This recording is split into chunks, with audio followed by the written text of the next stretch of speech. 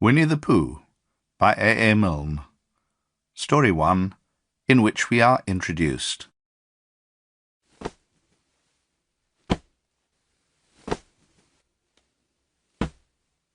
Here is Edward Bear now, coming downstairs on the back of his head, behind Christopher Robin. It's the only way he knows of coming downstairs, but sometimes he feels that there really is another way. If only he could stop bumping for a moment and think of it. And then he feels that perhaps there isn't. Anyhow, here he is at the bottom and ready to be introduced to you. Winnie-the-Pooh. When I first heard his name, I said, just as you were going to say, but I thought he was a boy. So did I. Then you can't call him Winnie. I don't. But you said... He's Winnie-the-Pooh. Don't you know what "the" means? Ah, yes, now I do. I hope you do too, because it's all the explanation you're going to get. Sometimes Winnie-the-Pooh likes a game of some sort when he comes downstairs, and sometimes he likes to sit quietly in front of the fire and listen to a story. This evening... What about a story? What about a story? Could you very sweetly tell Winnie-the-Pooh one? I suppose we could.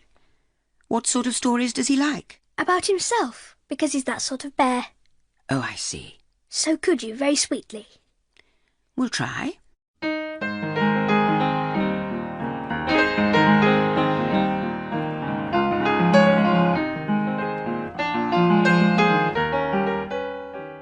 Once upon a very long time ago now, about last Friday, Winnie-the-Pooh lived in a forest all by himself under the name of Sanders. What does under the name mean? It means he had a name over the door in gold letters and lived under it. Winnie-the-Pooh wasn't quite sure. Now I am. Then we'll go on. One day, when Pooh was out walking, he came to an open place in the middle of the forest.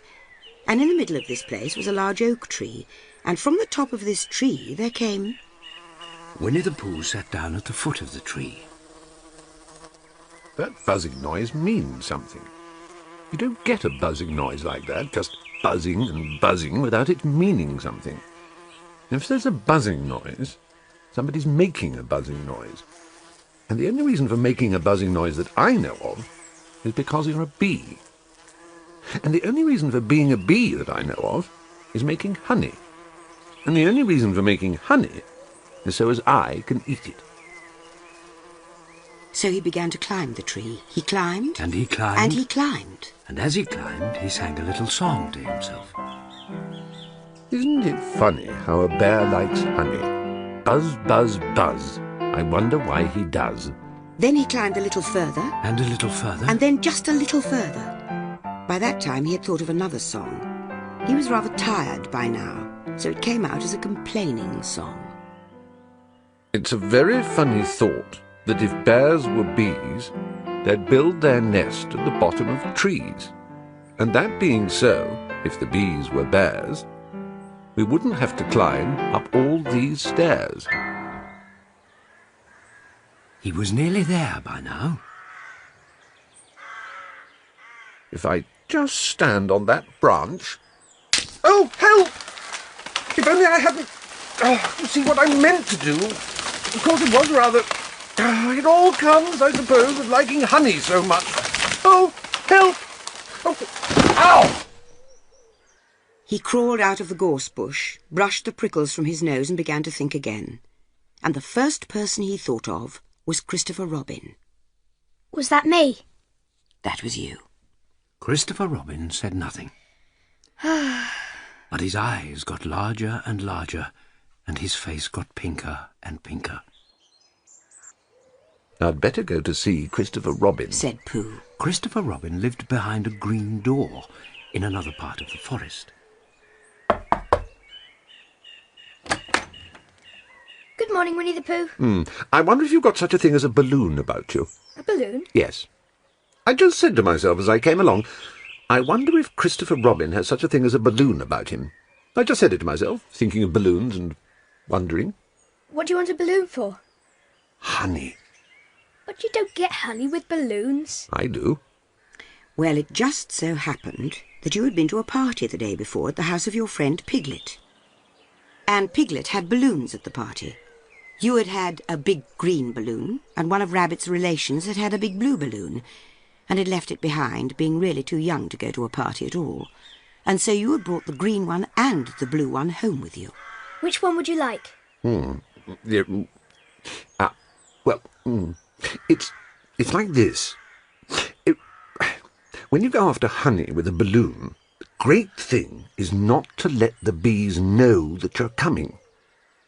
Now, if you have a green balloon, they might think you are only part of the tree and not notice you. If you have a blue balloon, they might think you're only part of the sky and not notice you. And the question is, which is most likely? Wouldn't they notice you under the balloon? Well, they might, or they might not. You can never tell with bees. I shall try to look like a small black cloud. That will deceive them. Then you'd better have the blue balloon. You both went out with the blue balloon, and you took your gun with you, Christopher Robin, just in case, as you always did. And Winnie-the-Pooh went to a very muddied place that he knew of, and rolled until he was black all over. And then, when the balloon was blown up as big, and you and Pooh were both holding onto the string, you let go suddenly, and Pooh Bear floated gracefully up into the sky and stayed there, level with the top of the tree and about 20 feet away from it. Hooray! Isn't that fine? What do I look like? You look like a bear holding onto a balloon. Oh, not like a small black cloud in a blue sky? Not very much. Oh, well, perhaps from up here it looks different. And as I say, you can never tell with bees. There was no wind to blow him nearer to the tree, so there he stayed. He could see the honey, he could smell the honey, but he couldn't quite reach the honey. Christopher Robin! Hello? I think the bees suspect something. What sort of something? I don't know, but something tells me they're suspicious. Perhaps they think you're after their honey. It may be that. You can never tell with bees. Christopher Robin, Yes? have you an umbrella in your house? I think so. I wish you would bring it out here and walk up and down with it, and look up at me every now and then and say, "Tut, tut, it looks like rain."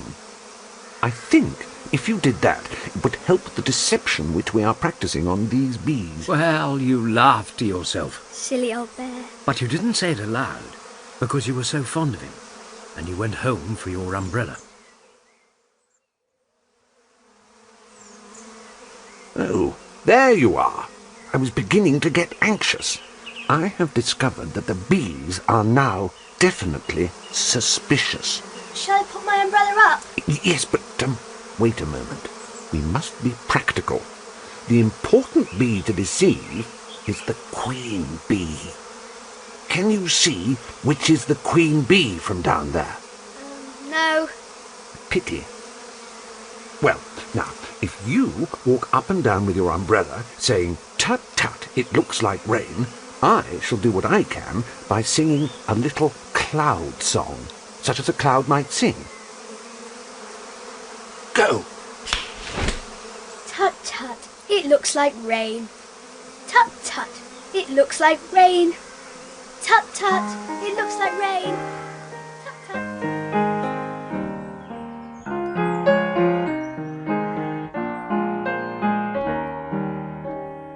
How sweet to be a cloud floating in the blue. Every little cloud always sings aloud. How sweet to be a cloud floating in the blue. It makes him very proud to be a little cloud.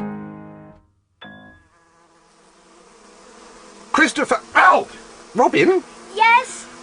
I have just been thinking, and I have come to a very important decision. Ow! These are the wrong sort of bees. Are they? Quite the wrong sort. Ow! So I should think they would make the wrong sort of honey. Shouldn't you? Would they? Yes, that's what I think. Ow! I shall come down. How? I hadn't thought of that. No? If I let go of the string, No, I don't like the idea of that. No. On the other hand... Yes? No. Oh.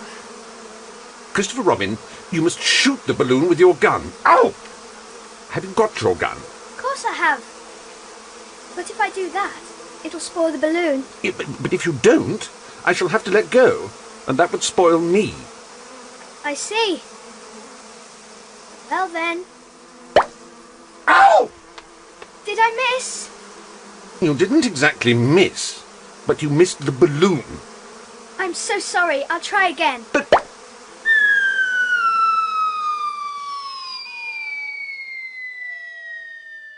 And Winnie-the-Pooh floated down to the ground.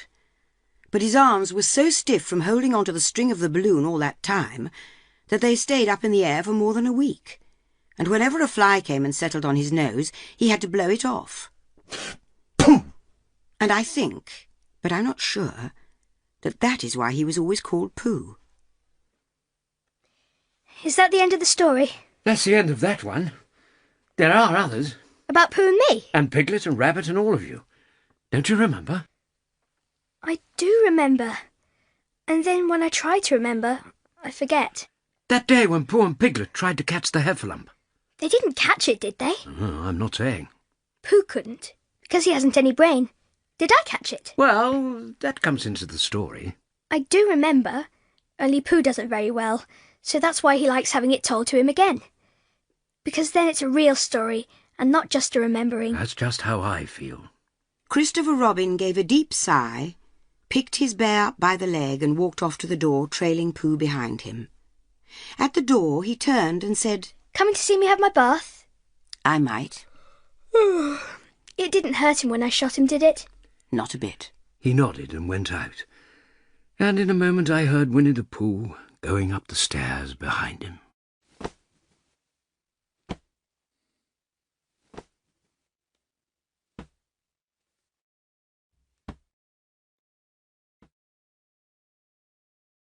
Story 2, in which Pooh goes visiting and gets into a tight place.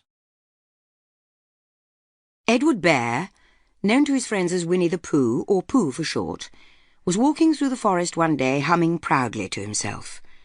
The hum was a little hum he had made up that morning as he was doing his stoutness exercises in front of the glass. Tra-la-la, tra-la-la, tra-la-la.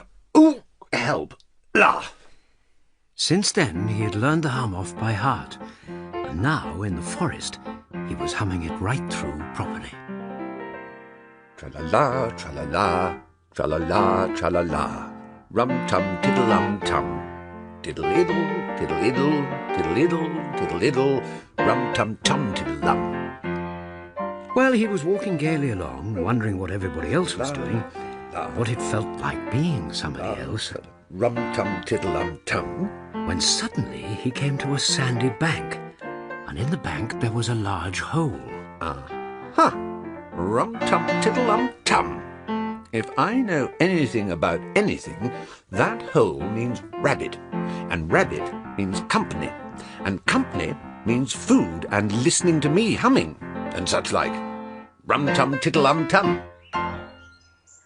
So he bent down and put his head into the hole and called out, Is there anybody at home? What I said was, is anybody at home? No, Oh, you needn't shout so loud. I heard you quite well the first time. bother.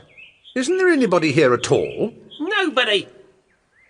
There must be somebody there, because somebody must have said nobody. Hello, Rabbit? Isn't that you?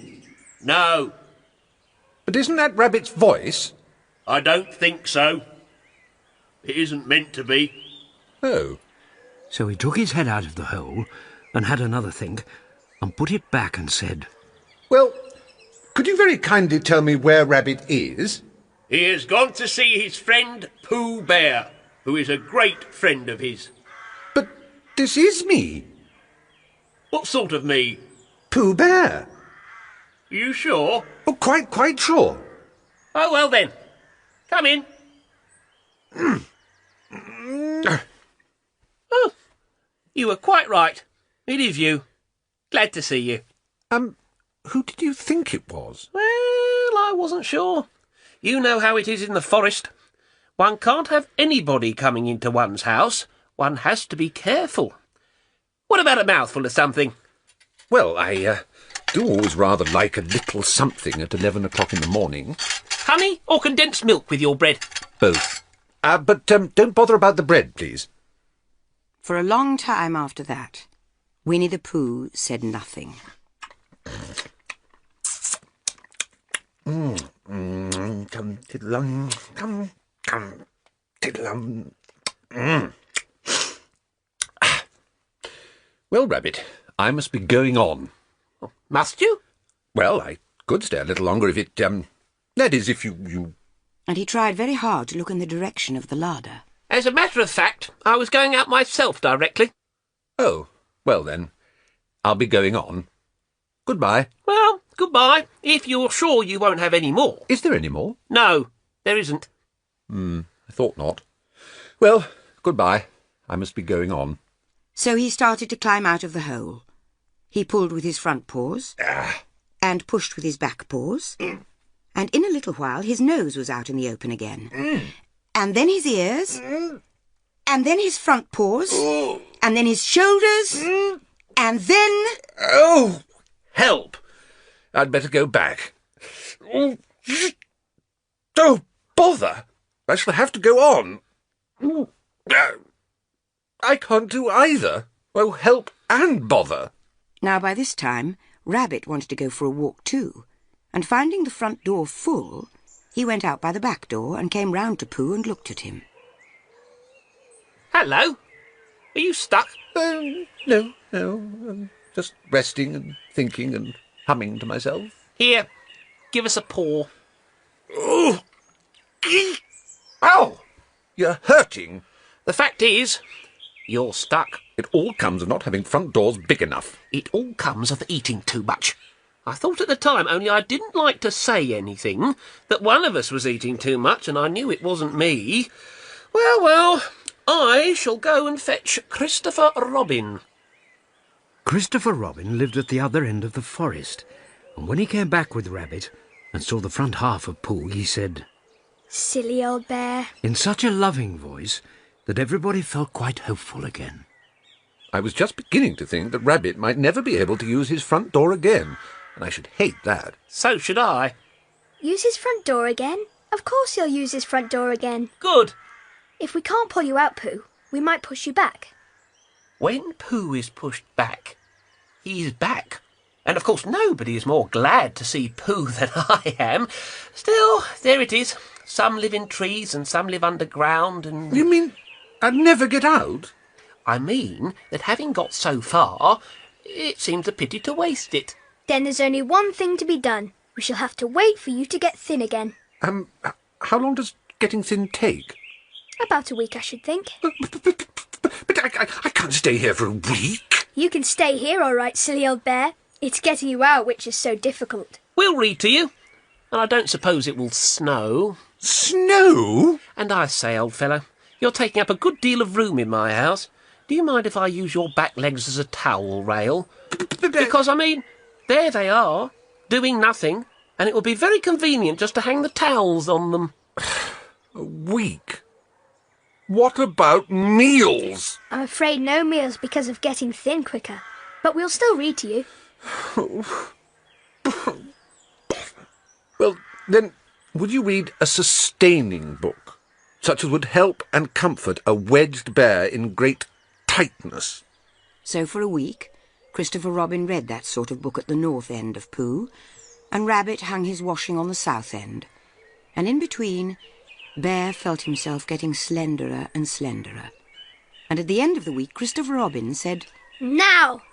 So Rabbit summoned all his friends and relations, and Christopher Robin took hold of Pooh's front paws, and Rabbit took hold of Christopher Robin, and all Rabbit's friends and relations took hold of Rabbit, and they all pulled together. And for a long time, Pooh only said, Ow! And, Oh! and then all of a sudden... And Christopher Robin and Rabbit's friends and relations went head over heels backwards, and on top of them came Winnie-the-Pooh, free.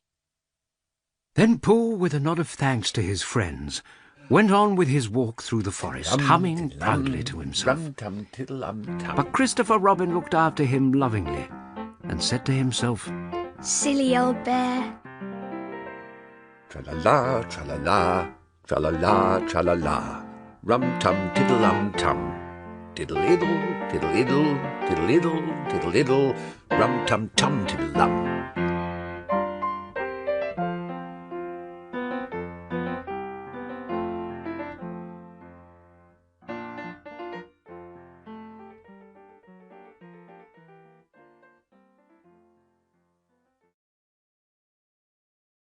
Story 3, in which Pooh and Piglet go hunting and nearly catch a woozle.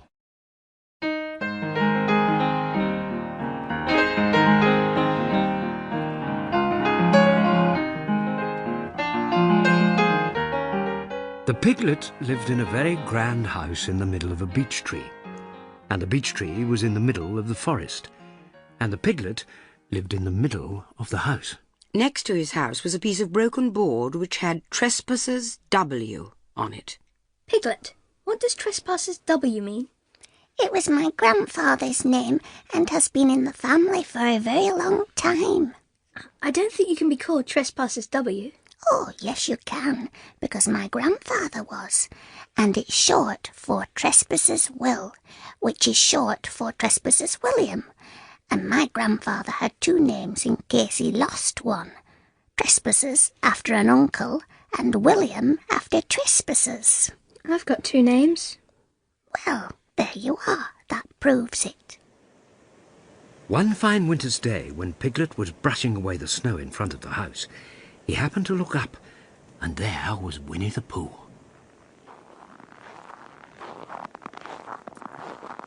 Pooh was walking round and round in a circle, thinking of something else. And when Piglet called to him, he just went on walking. Hello! What are you doing? Hunting. Hunting what? Tracking something. Tracking what? Well, that's just what I ask myself. I ask myself, what? What do you think you'll answer? Well, I shall have to wait until I catch up with it. Now, look, here. What do you see there, in the snow? Tracks. Oh, paw marks. Oh, Pooh. Do you think it's... Oh, woozle. It may be. Sometimes it is. Sometimes it isn't. You can never tell with paw marks. What's the matter? It's a very funny thing, but there seem to be two animals now. This, whatever it was, has been joined by another, whatever it is, and the two of them are now proceeding in company. Would you mind coming with me, Piglet, in case they turn out to be, hostile animals? Well, Pooh, I have nothing to do until Friday, and I would be delighted to come, in case it really is a woozle. Oh, you mean in case it really is two woozles? Oh, anyhow, I've nothing to do until Friday. So off they went together. This way, I think, Piglet. Oh, I'm for you. Thank you. I'm right behind you. There was a small spinney of larch trees, and it seemed as if two woozles, if that is what they were, had been going round this spinney. So round the spinney went Pooh and Piglet after them.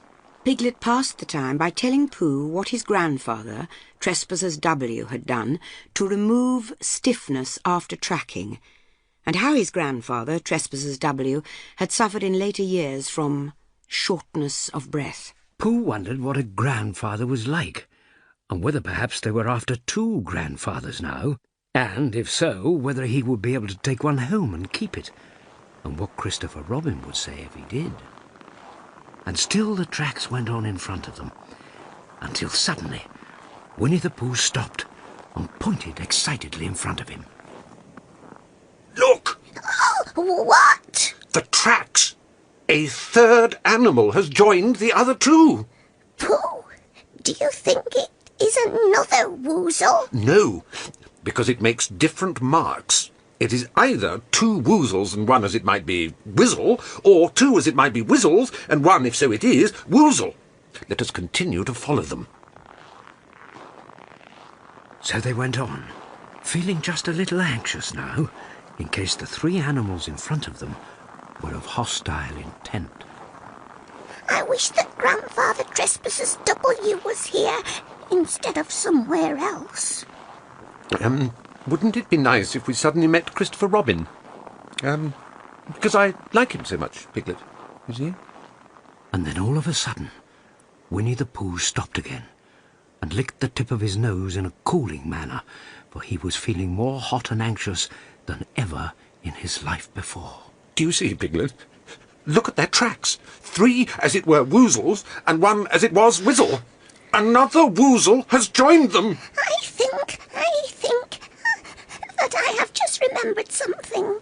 I've just remembered something that I forgot to do yesterday, and I shan't be able to do tomorrow, so I suppose I really ought to go back and do it now. We'll do it this afternoon, and I'll come with you. It isn't the sort of thing you can do in the afternoon. It's a very particular morning thing that has to be done in the morning, and if possible between the hours of... What would you say the time was? About 12? Between, as I was saying, the hours of 12 and 12:05. So really, dear old Pooh, if you'll excuse me... Oh! What was that?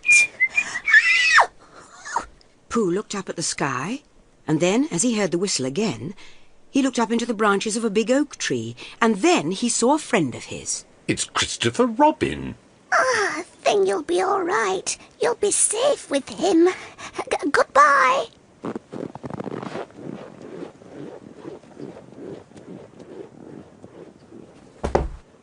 Silly old bear, what were you doing? First you went round the spinney twice by yourself, and then Piglet ran after you and you went round again together, and then you were just going round a 4th time. Wait a moment. Pooh sat down and thought in the most thoughtful way he could think. Then he fitted his paw into one of the tracks, and then he scratched his nose twice and stood up. Yes, said Winnie-the-Pooh. I see now. Said Winnie-the-Pooh.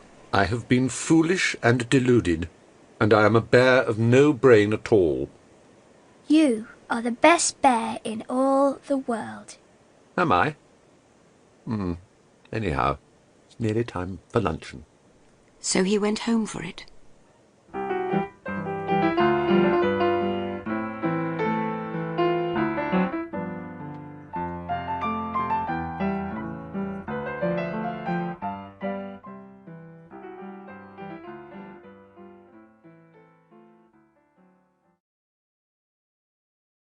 Story 4, in which Eeyore loses a tail and Pooh finds one.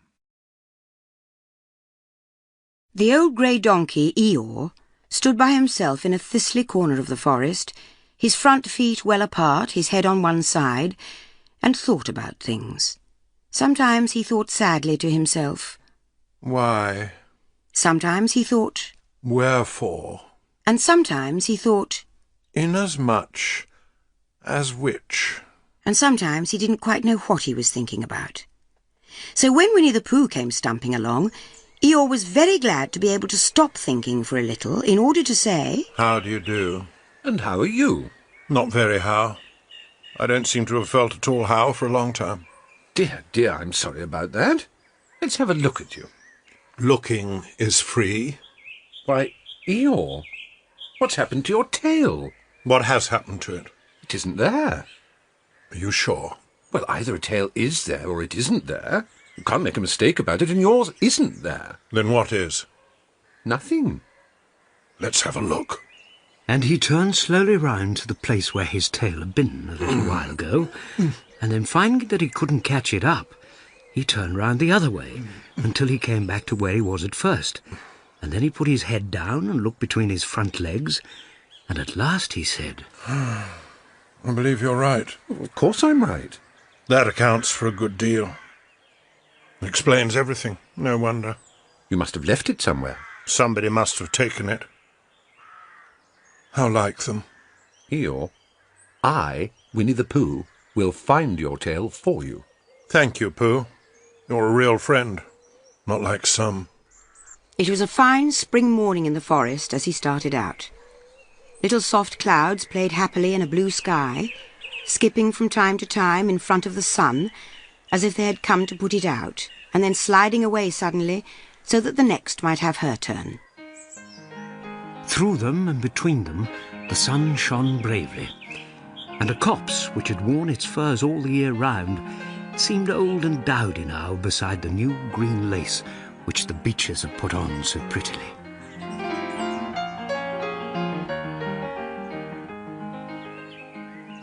Through copse and spinney marched Bear, down open slopes of gorse and heather, over rocky beds of streams, up steep banks of sandstone into the heather again, and so at last, tired and hungry, to the 100-acre wood.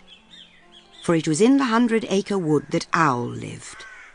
Said Pooh Bear to himself, And if anyone knows anything about anything, it's Owl who knows something about something, or my name's not Winnie-the-Pooh, which it is, so there you are.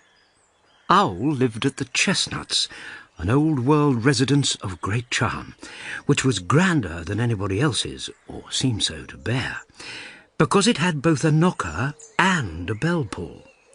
Underneath the knocker was a notice written by Christopher Robin which said, Please ring if an runser is required. And underneath the bell-pull there was a notice written by Christopher Robin which said, Please knock if an runser is not required. Christopher Robin was the only one in the forest who could spell. For Owl, wise though he was in many ways, able to read and write and spell his own name, Wall, yet sometimes went all to pieces over delicate words like measles and buttered toast. Winnie-the-Pooh read the two notices very carefully, first from left to right, and afterwards, in case he'd missed some of it, from right to left. Then, to make quite sure, he knocked the knocker, and he pulled the bell rope. And he called out in a very loud voice, Owl, I require an answer. It's Bear speaking. Hello, Pooh. How's things? Terrible and sad, because Eeyore, who is a friend of mine, has lost his tail, and he's moping about it. So could you very kindly tell me how to find it for him? Come indoors, Pooh. Come in. Well, the customary procedure in such cases is as follows. What does customary proceed cake mean? For I'm a bear of very little brain, and long words bother me. It means the thing to do. As long as it means that, I don't mind. The thing to do is as follows. First, issue a reward, then... Just a moment. What do we do to this, what you were saying? You sneezed, just as you were going to tell me. I didn't sneeze. Yes, Owl, you did. Excuse me, Pooh, I didn't. You can't sneeze without knowing it. Well, you can't know it without something having been sneezed. What I said was, first, issue a reward. You're doing it again. A reward! We write a notice to say that we will give a large something to anybody who finds Eeyore's tail. Oh, I see. Talking about large somethings, I generally have a small something about now. About this time in the morning. Just a mouthful of condensed milk or whatnot.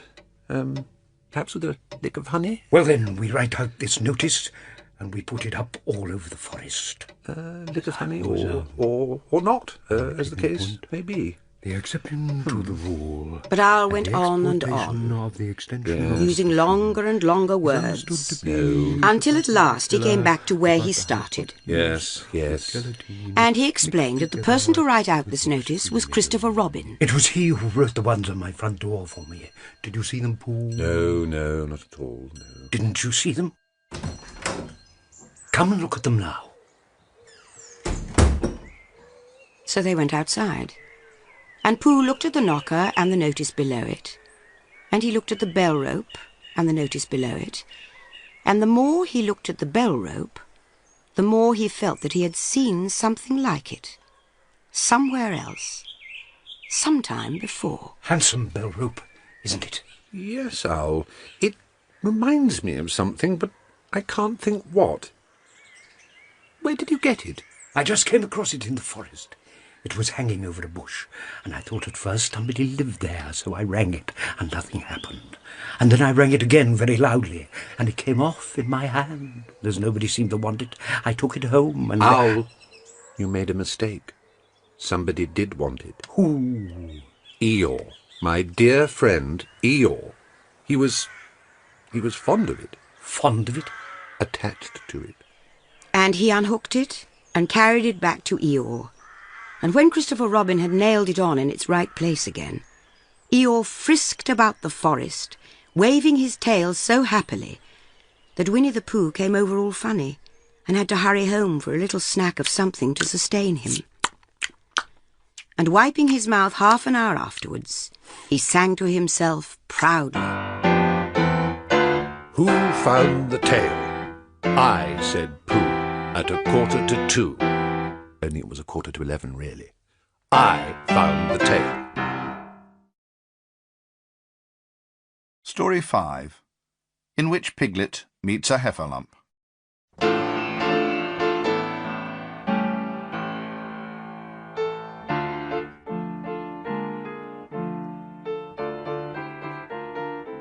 One day, when Christopher Robin and Winnie-the-Pooh and Piglet were all talking together, Christopher Robin finished the mouthful he was eating and said carelessly, I saw a heffalump today, Piglet. What was it doing? Just lumping along. I don't think it saw me. I saw one once. At least I think I did. Only perhaps it wasn't. So did I. You don't often see them. Not now. Not at this time of year. When it was time for Pooh and Piglet to go home together, they took the route which edged the 100-acre wood, and as they stumped along it, they didn't say much to each other.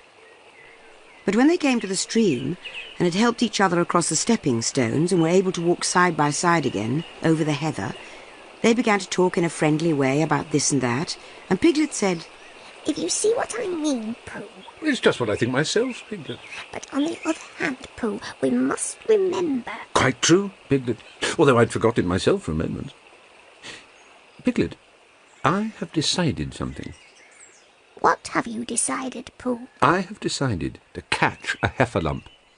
Pooh nodded his head several times and waited for Piglet to say, How? or Pooh, you couldn't. or something helpful of that sort. But Piglet said nothing, because Piglet was wishing he had thought of it first. I shall do it by means of a trap, and it must be a cunning trap, so you will have to help me, Piglet. Pooh, I will. How shall we do it? Well, that's just it. How? Let's sit down. It'll help us to think. Maybe... Yes. Maybe not. Oh, but... No. Maybe we should dig a very deep pit, and then the heffalump will come along and fall into the pit, and Why? Why what? Why would it fall in? The heffalump might be walking along, humming a little song and looking up at the sky, wondering if it would rain, and so he wouldn't see the very deep pit until he was halfway down, when it would be too late. This would be a very good trap, Pooh, but supposing it were raining already? I hadn't thought of that. Yes, but Piglet, if it were raining already, then the heffalump would be looking at the sky wondering if it would clear up, and so he wouldn't see the very deep pit until he was halfway down, when it would be too late. Now that you have explained that point, Pooh, I think it a cunning trap. Indeed, I believe the heffalump is as good as caught already. But there's just one other thing which has to be thought about, Piglet, and that is, where should we dig the very deep pit? I think the best place would be somewhere where a heffalump was, just before he fell into it, only about a foot further on. But then he would see us digging it. Not if he was looking at the sky. But he would suspect if he happened to look down. It isn't as easy as I thought. I suppose that's why heffalumps hardly ever get caught. That must be it. They sighed and stood up, and when they had taken a few gorse prickles out of themselves, they sat down again. And all the time Pooh was saying to himself, If only I could think of something. For he felt sure that a very clever brain could catch a heffalump if only he knew the right way to go about it. Piglet, suppose you wanted to catch me. How would you do it? Well, I should do it like this. I should make a trap, and I should put a jar of honey in the trap, and you would smell it, and you would go in after it, And I would go in after it, only very carefully, so as not to hurt myself, and I would get to the jar of honey, and I should lick round the edges, first of all, pretending that there wasn't any more, you know, and then I should walk away and think about it a little, and then I should come back and start licking in the middle of the jar. And then... Yes, well, never mind about that. There you would be, and there I should catch you. Now, the first thing to think of, what do heffalumps like? I should think acorns, shouldn't you? We'll get a lot of... I say, wake up, Pooh! Hmm? Oh, honey is a much more trappy thing than acorns. No, Pooh, acorns. They were just about to argue about it when Piglet remembered something. If we put acorns in the trap, we will have to find the acorns. But if it's honey, then Pooh will have to give up some of his honey. And so... All right, All right, honey, then, Pooh. Honey, I'll dig the pit while you go and get the honey. Very well. As soon as Pooh got home, he went to the larder, and he stood on a chair and took down a very large jar of honey from the top shelf. It had honey written on it, but just to make sure, he took off the paper cover and looked at it, and it looked like honey. But you never can tell. I remember my uncle saying once that he had seen cheese just this colour, so I will just... Yes, it is honey. No doubt about that. And honey, I should say, right down to the bottom of the jar. Unless, of course, someone put cheese in at the bottom, just for a joke. Perhaps I'd better go a little further, just in case heffalumps don't like cheese, same as me. Aha! I was right. It is honey, right the way down. So Pooh took the jar back to Piglet, and Piglet looked up from the bottom of his very deep pit and said, Got it? Yes, but it isn't quite a full jar. Throw it down to me, Pooh. No, it isn't. Is that all you've got left? Yes. So Piglet put the jar at the bottom of the pit and climbed out, and they went off home together. Here we are at your house, Pooh, so good night, and we'll meet at 6 o'clock tomorrow morning by the pine trees and see how many heffalumps we've got in our trap. 6 o'clock, Piglet. And have you got any string? No, why do you want string? To lead them home with, of course. Oh, I think heffalumps come if you whistle. Some do, and some don't. You never can tell with heffalumps. Well, good night. Good night. And off Piglet trotted to his house, Trespassers W., while Pooh made his preparations for bed. Some hours later, just as the night was beginning to steal away, Pooh woke up suddenly with a sinking feeling. He had had that sinking feeling before, and he knew what it meant. He was hungry. So he went to the larder, and he stood on a chair and reached up to the top shelf and found nothing. That's funny. I know I had a jar of honey there, a full jar, full of honey, right up to the top, and it had honey written on it so that I should know it was honey. That's very funny.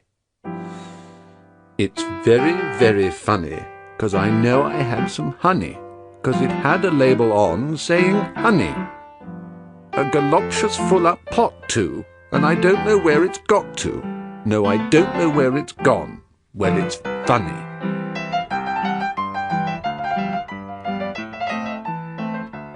Of course! I put it into the cunning trap to catch heffalumps. Bother! It all comes of trying to be kind to heffalumps. So he climbed back into bed, but he couldn't sleep. The more he tried to sleep, the more he couldn't. He tried counting sheep, which is sometimes a good way of getting to sleep, and as that was no good, he tried counting heffalumps, and that was worse, because every heffalump that he counted was making straight for a pot of Pooh's honey and eating it all. For some minutes he lay there miserably, but when the 587th heffalump was licking its jaws and saying to itself, "Very good, honey. This, I don't know when I've tasted better," Pooh could bear it no longer. He jumped out of bed, he ran out of the house, and he ran straight to the 6 pine trees. The sun was still in bed, but there was a lightness in the sky over the 100-acre wood, which seemed to show that it was waking up and would soon be kicking off the clothes. In the half-light, the pine trees looked cold and lonely, and the very deep pit seemed deeper than it was, and Pooh's jar of honey at the bottom was something mysterious, a shape, and no more. But as he got nearer to it, his nose told him that it was indeed honey, and his tongue came out and began to polish up his mouth ready for it. Ah, here's the pot. What's this? A heffalump has been eating it. Oh, no, I did. I forgot. But there's still a little right at the... By and by, Piglet woke up. As soon as he woke, he said to himself, "Oh, Then he said bravely, yes, then more bravely still. quite so." But he didn't really feel very brave, for the word which was really jiggetting about in his brain was... "Heffalumps!" What is a heffalump like? Does it come when you whistle? And how does it come? Is it fond of pigs at all? And if it is fond of pigs, does it make any difference what sort of pig? Supposing it is fierce with pigs, will it make any difference if the pig had a grandfather called Trespassers William? Oh dear, I really don't know about heffalumps, and I'm going to see my first one in about an hour from now. Oh, but Pooh will be with me, and it's much more friendly with 2. But then supposing heffalumps are fierce with pigs and bears? Maybe it would be better to pretend that I have a headache and I can't go to the 6 pine trees this morning. But then again, supposing it's a very fine day and there's no heffalump in the trap, here I'll be in bed all morning simply wasting my time for nothing. Oh, what should I do? I know. I'll go up very quietly to the 6 pine trees and peep very cautiously into the trap and see if there is a heffalump there. And if there is, I'll go back to bed. And if there isn't, I won't. So off went Piglet. And at first he thought there wouldn't be a heffalump in the trap. And then he thought that there would. And as he got nearer, he was sure that there would, because he could hear it heffalumping about like anything. Oh dear, oh dear, oh dear. And he wanted to run away. But somehow, having got so near, he felt that he must just see what a heffalump was like. So he crept to the side of the trap and looked in. And all the time Winnie-the-Pooh had been trying to get the honey jar off his head. The more he shook it, the more tightly it stuck. Ow! Bother! Ow! No! Help! Ow! And he tried bumping it against things. But as he couldn't see what he was bumping it against, it didn't help him. So he tried to climb out of the trap. But as he could see nothing but jar, and not much of that, he couldn't find his way. So at last he lifted up his head, jar and all, and made a loud, roaring noise of sadness and despair. And it was at that moment that Piglet looked down. Help! Help! A heffalump! A horrible heffalump! Help! Help! Help! Horrible heffalump! And he didn't stop crying and scampering until he got to Christopher Robin's house, where Christopher Robin was just getting up. Help! Help! A heffalump! A horrible heffalump! Whatever's the matter, Piglet? Hiff! A hiff! A hiff! A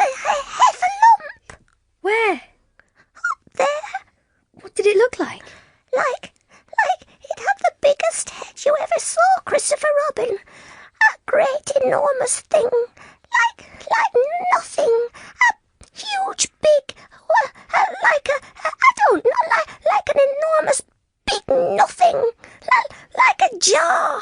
Well, I shall go and look at it. Come on. I can hear it, can't you? I can hear something. There, look! Isn't it awful? It's...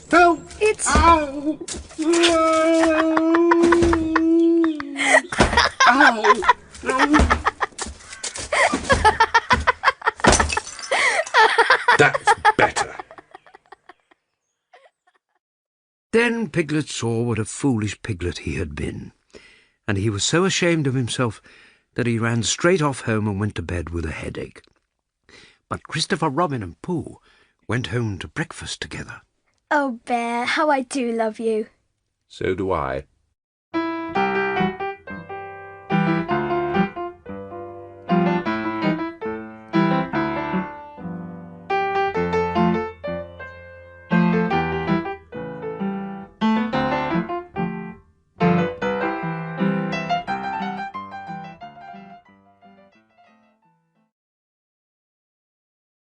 Story 6, in which Eeyore has a birthday and gets 2 presents.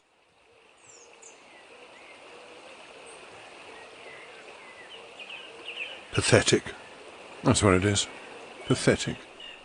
Eeyore, the old grey donkey, stood by the side of the stream and looked at himself in the water. Then he turned and walked slowly down the stream for 20 yards, splashed across it, and walked slowly back on the other side. Then he looked at himself in the water again. As I thought. No better from this side. But nobody minds, nobody cares. Pathetic. That's what it is. Good morning, Eeyore. Good morning, Pooh Bear, if it is a good morning, which I doubt. Why, what's the matter? Nothing, Pooh Bear, nothing. We can't all. Some of us don't. That's all there is to it. Can't all what? Gaiety, song and dance. Here we go round the mulberry bush. Oh. What mulberry bush is that? Bonhomie. French word, Pooh, meaning bonhomie. I'm not complaining, but there it is. Pooh sat down on a large stone and tried to think this out. It sounded to him like a riddle, and he was never much good at riddles, being a bear of very little brain. So he sang Cottleston Pie instead. Cottleston, Cottleston, Cottleston pie. A fly can't bird, but a bird can fly. Ask me a riddle and I reply, Cottleston, Cottleston, Cottleston pie. That's the first verse, Eeyore. Is it? Shall I sing the second verse? I expect you will. Cottleston, Cottleston, Cottleston pie. A fish can't whistle and neither can I. Ask me a riddle and I reply, Cottleston, Cottleston, Cottleston pie. Cottleston, Cottleston, Cottleston pie. Why does a chicken? I don't know why. Ask me a riddle and I reply, Cottleston, Cottleston, Cottleston pie. That's right. Sing. Umpty tiddly umpty too. Here we go gathering nuts and may. Enjoy yourself. I am. Some can. Why, what's the matter? Is anything the matter? You seem so sad, Eeyore. Sad? Why should I be sad? It's my birthday. The happiest day of the year. Your birthday? Of course it is. Can't you see? Look at all the presents I have had. Look at the birthday cake. Candles and pink sugar. Presents, Eeyore? Birthday cake, Eeyore? Where? Can't you see them? No. Neither can I. Joke. Ha ha. But is it really your birthday? It is.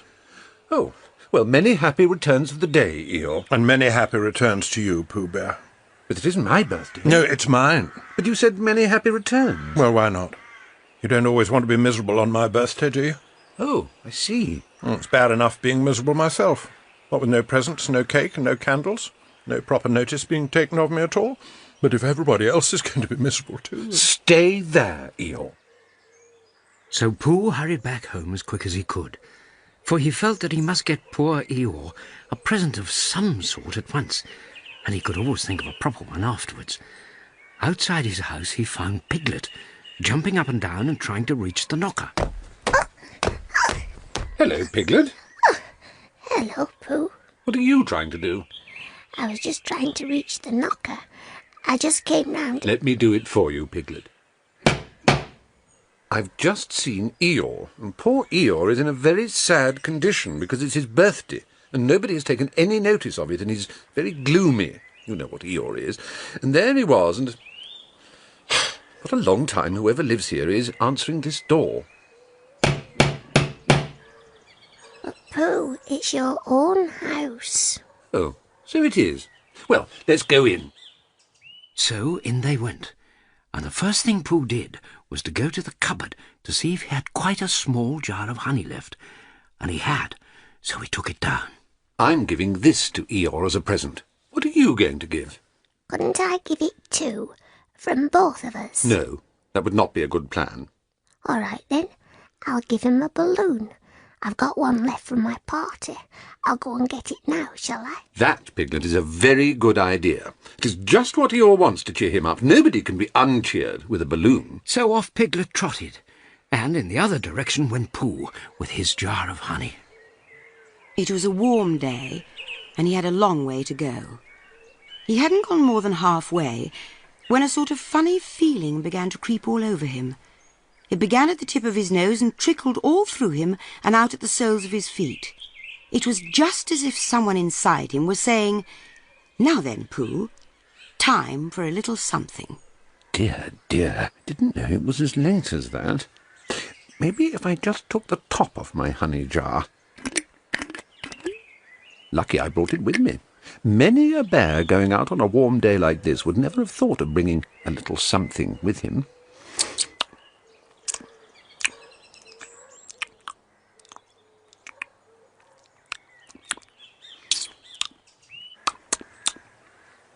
Oh, that's better. Oh, that's much better. Now, let me see. Where was I going? Oh, yes, Eeyore. Oh, bother! I've eaten Eeyore's birthday present. Bother! What shall I do? I must give him something. Well, it's a very nice pot, even if there's no honey in it, and if I washed it clean and got somebody to write a happy birthday on it, Eeyore could keep things in it, which might be useful. I know. I'll call on Owl.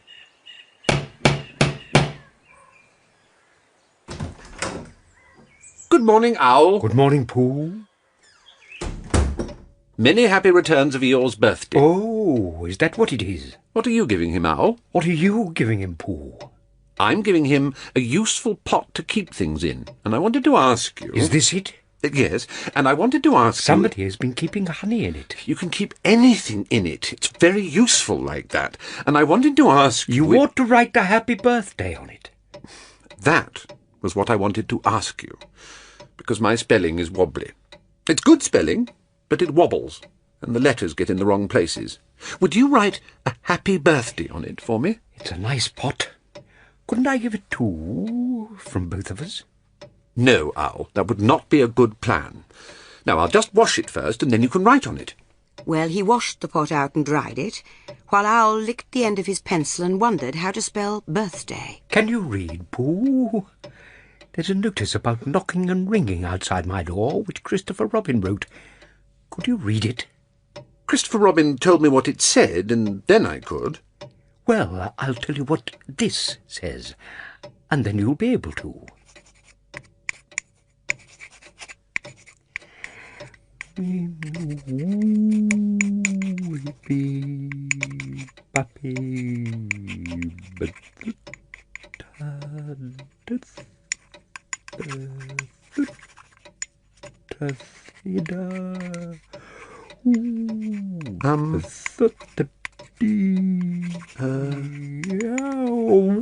I'm just saying happy birthday. Oh, it's a nice long one. Well, actually, of course, I'm saying a very happy birthday with love from Pooh. Naturally, it takes a good deal of pencil to say a long thing like that. Oh, I see. While all this was happening, Piglet had gone back to his own house to get Eeyore's balloon. He held it very tightly against himself, so that it shouldn't blow away, and he ran as fast as he could, so as to get to Eeyore before Pooh did. for he thought that he would like to be the first one to give a present, just as if he had thought of it, without being told by anybody. And running along and thinking how pleased Eeyore would be, he didn't look where he was going, and suddenly he put his foot in a rabbit hole and fell down flat on his face. What's happened? What's happened? Has the world blown up? Or just the forest? Or just me? So, where am I? I'm alone in the moon, or somewhere. That's it. And I'll never see Christopher Robin or Pooh or Eeyore again. Oh, if I'm in the moon, I needn't face downwards all the time, need I? That's funny. I'm still in the forest. In which case, what was the bang? I couldn't have made such a noise just falling down. And where's my balloon? And what's that small piece of damp rag doing? Oh dear. It's the oh dear, it's the oh dearie, dearie, dear. Well, it's too late now. I can't go back. And I haven't another balloon. And perhaps Eeyore doesn't like balloons so very much. So he trotted on rather sadly now, and down he came to the side of the stream where Eeyore was looking at himself in the stream, and called out to him, "Good morning, Eeyore." Good morning, little piglet. If it is a good morning, which I doubt. Not that it matters. Many happy returns of the day. Just say that again. Many Wait a moment. Balancing on 3 legs, he began to bring his 4th leg very cautiously up to his ear. I did this yesterday, you see. It's quite easy. It's so I can hear better. There, that's done it. Now then, what were you saying? Many happy returns of the day.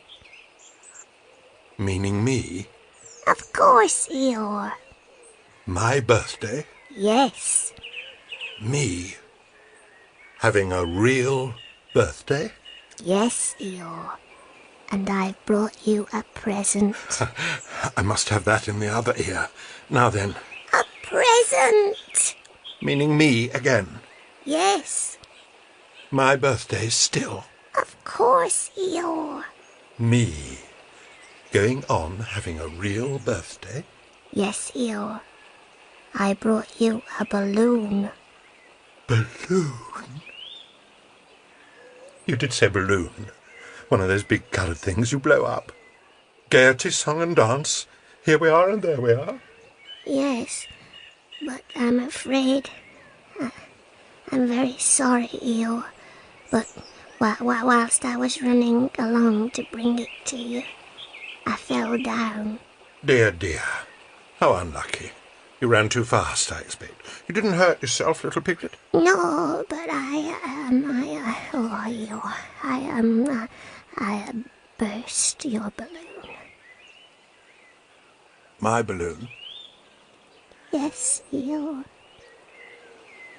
My birthday balloon? Yes, Eeyore. Here it is. With many happy returns of the day. Is this it? Yes, Eeyore. My present? Yes, Eeyore. The balloon? Yes. Thank you, Piglet. You don't mind my asking, but what colour was this balloon when it was a balloon? Red. I just wondered. Red.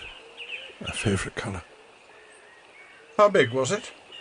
About as big as me. I just wondered. About as big as Piglet. My favourite size. Well, well.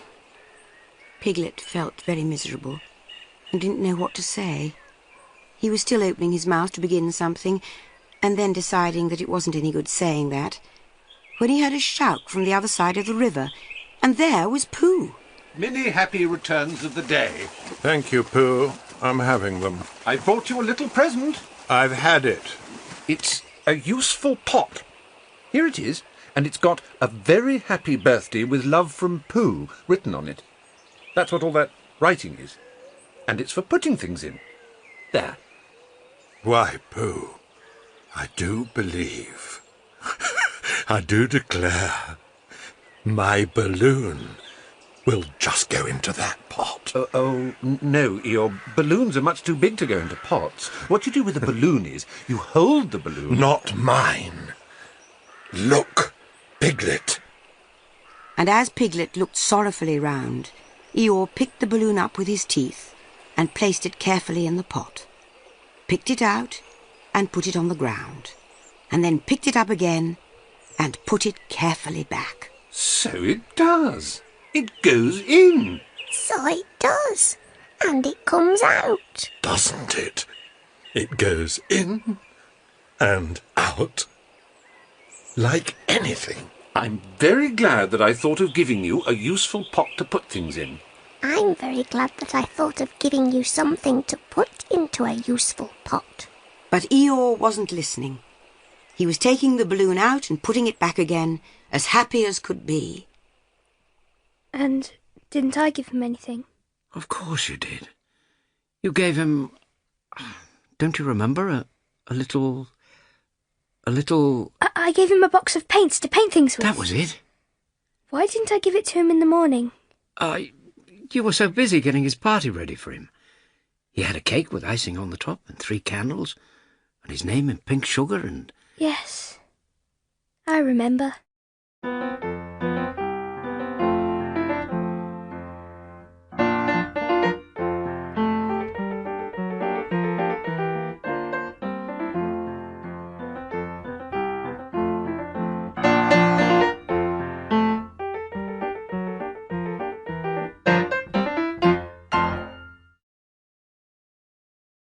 Winnie-the-Pooh by A.A.Milne. Story 7, in which Kanga and Baby Roo come to the forest and Piglet has a bath.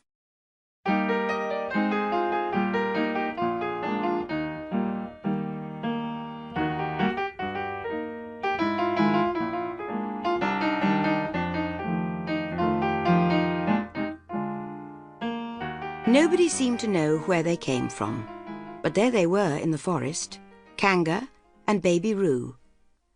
When Pooh asked Christopher Robin, How did they come here? Christopher Robin said, In the usual way, if you know what I mean, Pooh. and Pooh, who didn't, said... Oh, Then he nodded his head twice and said... in the usual way. Ah. Then he went to call upon his friend Piglet to see what he thought about it. And at Piglet's house he found Rabbit. What I don't like about it is this. Here are we, you Pooh, and you Piglet, and me, and suddenly... And Eeyore. And Eeyore, and then suddenly... And Owl. And Owl, and then all of a sudden... Oh, and Eeyore. I was forgetting him. Here we are, all of us. And then suddenly we wake up one morning, and what do we find? We find a strange animal among us. An animal of whom we had never even heard before. An animal who carries her family about with her in her pocket. Now suppose I carried my family about with me in my pocket. How many pockets should I want? 16. 17, isn't it? And one more for a handkerchief. Well, that's 18. 18 pockets in one suit? I haven't time. I make it 15. What? 15. 15 what? Your family. What about them? I thought you'd been talking about your family. Was I? Yes, and you said... Never mind, Pooh. The question is, what are we going to do about Kanga? Oh, I see. The best way would be this. The best way would be to steal Baby Roo and hide him. And then, when Kanga says, "Where's Baby Roo?" we say, "Aha!" Aha! Of course, we could say aha without stealing Baby Roo. Pooh, you haven't any brain. I know. We say aha so that Kanga knows that we know where Baby Roo is. Aha means we'll tell you where Baby Roo is if you promise to go away from the forest and never come back. Now, Don't talk while I think. Aha. I suppose it's just practice. I wonder if Kanga will have to practice too, so as to understand it. There's just one thing. I was talking to Christopher Robin, and he said that a kanga was generally regarded as one of the fiercer animals. I am not frightened of fierce animals in the ordinary way, but it is well known that if one of the fiercer animals is deprived of its young, it becomes as fierce as two of the fiercer animals, in which case, aha, is perhaps a foolish thing to say. Piglet, you haven't any pluck. It is hard to be brave when you are only a very small animal. It is because you are a very small animal that you will be useful in the adventure before us. In any case, kangas are only fierce during the winter months, being at other times of an affectionate disposition. When can I start being useful? What about me? I suppose I shan't be useful. Never mind, Pooh. Another time, perhaps. Without Pooh, the adventure would be impossible. Oh. Impossible. Without me. That's sort of bad. Now, listen all of you. This is what I have written. Plan to capture Baby Roo. 1. General remarks. Kanga runs faster than any of us, even me. 2. More general remarks. Kanga never takes her eye off Baby Roo, except when he's safely buttoned up in her pocket. 3. Therefore, if we are to capture Baby Roo, we must get a long start, because Kanga runs faster than any of us, even me. See number 1. 4. A thought. If Roo had jumped out of Kanga's pocket and Piglet had jumped in, Kanga wouldn't know the difference because Piglet is a very small animal. 5. Like Roo. 6. But Kanga would have to be looking the other way first so as not to see Piglet jumping in. 7. Kanga never takes her eye off Baby Roo. See number 2. 8. Another thought. But if Pooh was talking to her excitedly, she might look the other way for a moment. 9, and then I could run away with Roo. 10, quickly. 11, and Kanga wouldn't discover the difference until afterwards. And afterwards? How do you mean? When Kanga does discover the difference. Then we all say, aha! All three of us? Yes! Oh. Why? What's the trouble, Piglet? Nothing. As long as we all three say it. As long as we all three say it. I don't mind, but I shouldn't care to say aha by myself. It wouldn't sound nearly so well. By the way, you are quite sure about what you said about the winter months? The winter months? Yes, only being fierce in the winter months. Oh, yes, that's all right. Well, Pooh, you see what you have to do? No, not yet. What do I do? Well, you just have to talk very hard to Kanga so as she doesn't notice anything. Oh, what about? Well, anything you like. You mean like telling her a little bit of poetry or something? That's it. Splendid. Now come along. So they all went out to look for Kanga.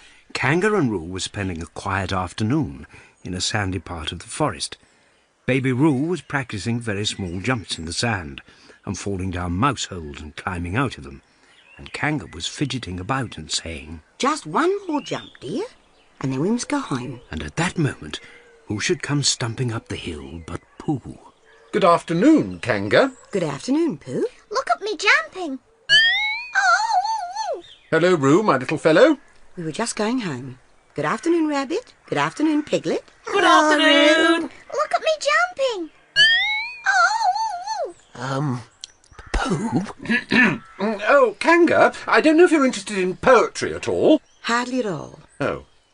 Roo, dear, just one more jump, and then we must go home. Oh! Go on, Pooh. Talking of poetry, I made up a little piece as I was coming along. It went like this. Let me see. Fancy. Now, Roo dear. You'll like this piece of poetry, Kanga. You'll love it. You must listen very carefully. So as not to miss any of it. Oh, yes. Now, that's enough, Roo. How did it go, Pooh? Lines written by a bear of very little brain. On Monday, when the sun is hot, I wonder to myself a lot. Now, is it true or is it not that what is which and which is what? On Tuesday, when it hails and snows, the feeling on me grows and grows that hardly anybody knows if those are these or these are those. On Wednesday, when the sky is blue and I have nothing else to do, I sometimes wonder if it's true that who is what and what is who. On Thursday, when it starts to freeze and hoarfrost twinkles on the trees, how very readily one sees that these are whose, but whose are these. On Friday... Yes, it is, isn't it? Just one more jump, Roo dear, and then we really must be going. Pooh! Talking of poetry, have you noticed that tree right over there? That one there? Where? Just over there. Now, Roo. Right over there. No. Now, jump in, Roo dear, and we'll go home. You ought to look at that tree right over there. Shall I lift you in, Roo? I can see a bird from here. Or is it perhaps a fish? Oh, you ought to see that bird from here, Kanga. Unless it's a fish. It isn't a fish, it's a bird. So it is. Is it a starling or a blackbird? Well, that's the whole question. Is it a blackbird or a starling? And then, at last, Kanga did turn her head to look, and the moment that her head was turned, Rabbit said, "In you go, Roo!" and in jumped Piglet into Kanga's pocket, and off scampered Rabbit with Roo in his paws as fast as he could. Why, where's Rabbit? Are you all right, Roo dear? Rabbit had to go away. I think he thought of something he had to go and see about, suddenly. And Piglet? Well, I think Piglet thought of something at the same time, suddenly. Well, we must be getting home. Goodbye, Pooh.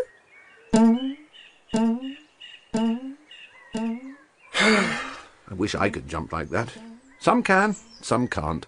That's how it is. But there were moments when Piglet wished that Kanga couldn't. Often, when he had taken a long walk through the forest, he had wished to be a bird, but now he thought to himself jerkily at the bottom of Kanga's pocket. If this is flying, I shall never really take to it. Oh, ow, oh, ow, oh. And Kanga bounced all the way home. As soon as she was indoors, Kanga unbuttoned her pocket and saw what had happened. Just for a moment she thought she was frightened, and then she knew she wasn't, for she felt sure that Christopher Robin would never let any harm happen to Roo. So she said to herself, If they're having a little joke with me, I will have a little joke with them. Now then, Roo dear, out you come. Bedtime. Aha! Bath first. Aha! and Piglet looked round for the others. But the others weren't there. Rabbit was playing with Baby Roo in his own house and feeling more fond of him every minute, and Pooh, who had decided to be a Kanga, was still at the sandy place on the top of the forest practicing jumps. I'm not at all sure that it wouldn't be a good idea to have a cold bath this evening. Would you like that, Roo dear? Kanga, I see that the time has come to speak plainly. Funny little Roo. I am not Roo. I am Piglet. Yes, dear, yes, and imitating Piglet's voice too. So clever of him. Now where's that carbolic soap? Here it is. What will he be doing next? Can't you see? Haven't you got eyes? Look at me. I am looking, Roo dear. And you know what I told you yesterday about making faces? If you go on making faces like Piglet's, you will grow up to look like Piglet, and then think how sorry you'll be. Now then, into the nice cold bath, and don't let me have to speak to you about it again. Now where's that nice rough flannel? Ow! Let me out. I'm Piglet. Don't open your mouth, dear, or the soap goes in. There. What did I tell you? You did it on purpose. That's right, dear, don't say anything. And now out of the bath, and a good hearty rub with a towel.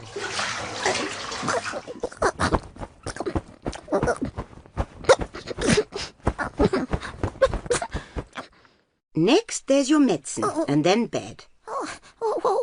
What medicine? To make you grow big and strong, dear. You don't want to grow up small and weak like Piglet, do you? Well, then. Come in. Christopher Robin, tell Kanga who I am. She keeps saying I'm Roo. I'm not Roo, am I? You can't be Roo, because I've just seen Roo playing in Rabbit's house. Well, fancy that. Fancy my making a mistake like that. There you are. I told you so. I'm Piglet. Oh, you're not Piglet. I know Piglet well, and he's quite a different colour. Piglet was about to say that this was because he had just had a bath, and then he thought that perhaps he wouldn't say that. And as he opened his mouth to say something else, Kanga slipped the medicine spoon in. Then patted him on the back and told him that it was really quite a nice taste when you got used to it. I knew it wasn't Piglet. I wonder who it can be. Maybe it's some relation of Pooh's. What about a nephew or an uncle or something? Very likely, Christopher Robin. But we have to give it a name. I shall call it Pootle. Henry Pootle for short. And just when it was decided, Henry Pootle wriggled out of Kanga's arms and jumped to the ground. To his great joy, Christopher Robin had left the door open. Never had Henry Pootle run so fast as he ran then, and he didn't stop running until he had got quite close to his house. But when he was 100 yards away, he stopped running and rolled the rest of the way home, so as to get his own nice comfortable colour again. So Kanga and Roo stayed in the forest, and every Tuesday Roo spent the day with his great friend Rabbit, and every Tuesday Kanga spent the day with her great friend Pooh, teaching him to jump, and every Tuesday Piglet spent the day with his great friend Christopher Robin. So they were all happy again.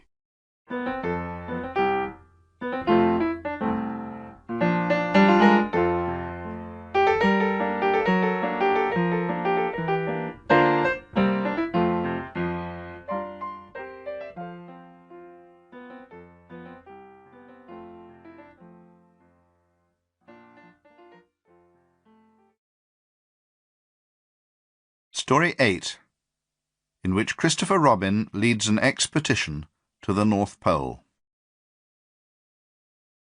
One fine day, Pooh had stumped up to the top of the forest to see if his friend Christopher Robin was interested in bears at all. At breakfast that morning, a simple meal of marmalade spread lightly over a honeycomb or two, he had suddenly thought of a new song. It began like this. Sing ho for the life of a bear.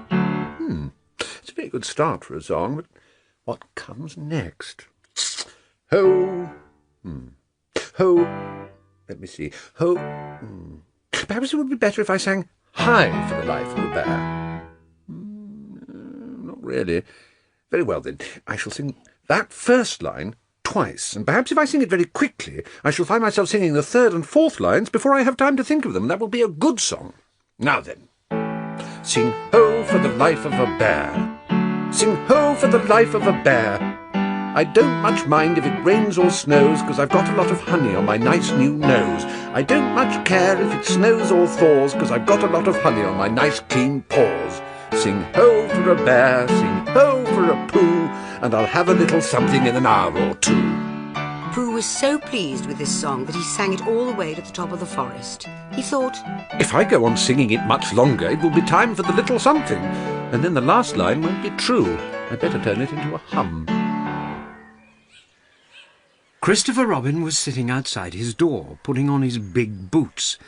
As soon as he saw the big boots, Pooh knew that an adventure was going to happen, and he brushed the honey off his nose with the back of his paw and spruced himself up as well as he could, so as to look ready for anything. Good morning, Christopher Robin. Hello, Pooh Bear. I can't get this boot on. That's bad. Do you think you could very kindly lean against me? Because I keep pulling so hard that I fall over backwards. Pooh sat down, dug his feet into the ground and pushed hard against Christopher Robin's back. And Christopher Robin pushed hard against his and pulled at his boot until he had got it on. And that's that. What do we do next? We're all going on an expedition. Thank you, Pooh. Going on an expedition? I don't think I've ever been on one of those. Where are we going to on this expedition? Expedition, silly old bear. It's got an X in it. Oh, I know. We're going to discover the North Pole. Oh. What is the North Pole? It's just a thing you discover. Oh, I see. Are bears any good at discovering? Of course they are. And Rabbit and Kangaroo and all of you. It's an expedition. That's what an expedition means. It's a long line of everybody. You'd better tell the others to get ready, while I see if my gun's all right. And we must all bring provisions. Bring what? Things to eat. Oh, I thought you said provisions. I'll go and tell them. The first person he met was Rabbit. Hello, Rabbit, is that you? Let's pretend it isn't and see what happens. I've got a message for you. I'll give it to him. We're all going on an expedition with Christopher Robin. What is it when we're on it? Sort of boat, I think. Oh, that sort. Yes, and we're going to discover a pole or something. Or was it a mole? Anyway, we're going to discover it. We are we? Yes, and we've got to bring things to eat with us, in case we want to eat them. Now, I'm going down to Piglet's. Tell Kanga, would you? Piglet was sitting on the ground at the door of his house, blowing happily at a dandelion, and wondering whether it would be this year, next year, sometime, or never. He had just discovered that it would be never, and was trying to remember what it was, and hoping that it wasn't anything nice, when Pooh arrived, puffing and blowing. Oh, Piglet, we're going on an expedition, all of us, with things to eat, to discover something. To discover what? Just something. Nothing fierce. Christopher Robin didn't say anything about fierce, he just said it had an X. It isn't their necks I mind, it's their teeth. But if Christopher Robin is coming, I don't mind anything. In a little while, they were already at the top of the forest and the expedition started.